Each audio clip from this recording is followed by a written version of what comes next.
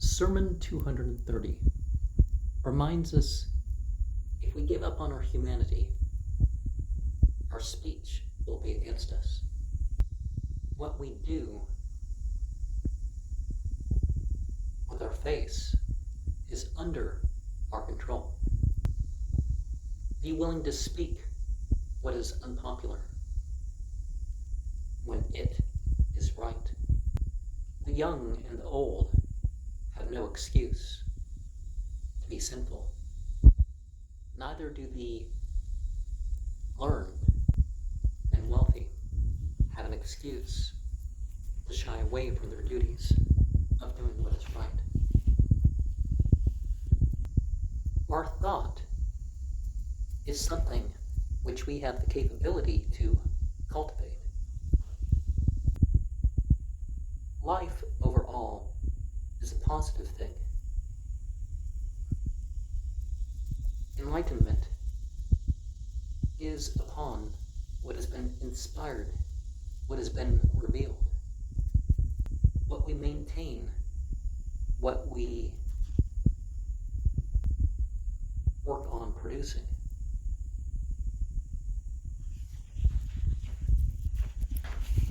Some people do not use their intelligence.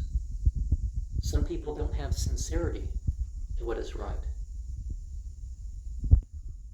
But the external nature and the internal nature leads us aright. Good works alone won't save us, but they will certainly count. It is obvious in this world we have different levels of good and true. Some things are better than others. So striving towards acceptance of the truth, whether one understands the details or not, is very important. And we remember that compulsion in terms of religion is that it's been commanded by God, not that the state makes us get up and pray, or sing the testimony of faith, or give our alms, or give our fast, or go on pilgrimage, or any other such thing. Predestination means that we are able to make choices. We're given opportunities. Our gospel is a gospel of working. It's not a merely compiled and thought out by human minds set of doctrines. Humans transmitted things. Now, don't make yourself a slave of anything in creation.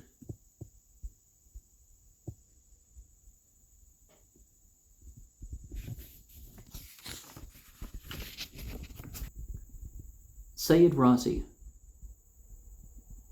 was instructed by Sheikh Malfid in Arabic,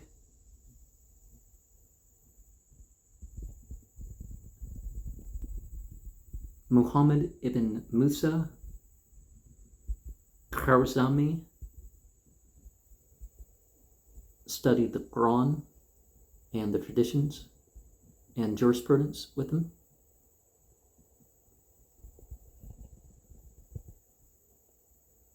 And he died at the age of either 45 or 47.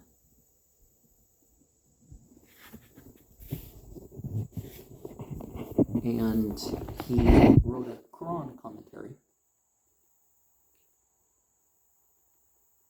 His father was from the line of Imam Musa Kazim. So that would be the fifth, right? Oh wait, no, the great-grandson, that would be the fourth. Okay,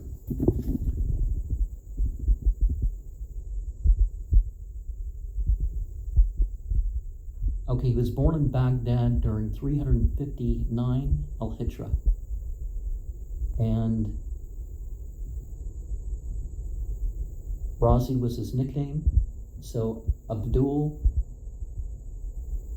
Hassan Sayyid Muhammad Razi, Laqub was his nickname.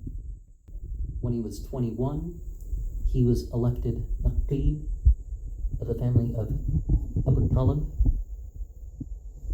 and made the Amir, or Prince of pilgrimage to Mecca, which is the only required pilgrimage in Islam. To Medina and Jerusalem is also mentioned as meritorious, but to Mecca is where it's required. He held his views, because they were his views. He didn't need anybody to approve his views for him.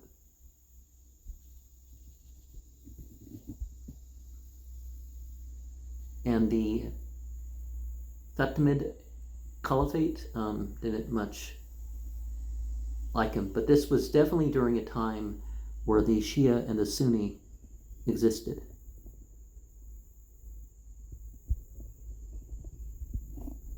And both the Shia and the Sunni agreed that there were un-Islamic things going on as far as the government was concerned. A lot of people look back on the Islamic heyday and all this other stuff, and it's like after Muhammad died, there was very little of what you would call an Islamic state. You could say more Islamic, but, not an Islamic state. And you can't say, like, for example, because Ali, Hassan, and Hussein were conflicted with, that there wasn't an Islamic state because things were split. It's like, but those who were split against them weren't of the Islamic state, you could say. But they should have been. And Nahjul Balaghah was just a larger and redoing of the traditions regarding Ali. There was many works before this. And just like Bukhari, Muslim, Tirmidhi, Abu Dawood, Hanbal, Ibn Majah, and other collections that got preeminence, they were preceded by probably could be said to be preceded by even more authentic collections, but they were smaller, so people wanted a bigger, more comprehensive thing, and that's what people focused on. But Nahjul Balaghah, it doesn't seem that there's the tradition that there could have been something more authentic, per se.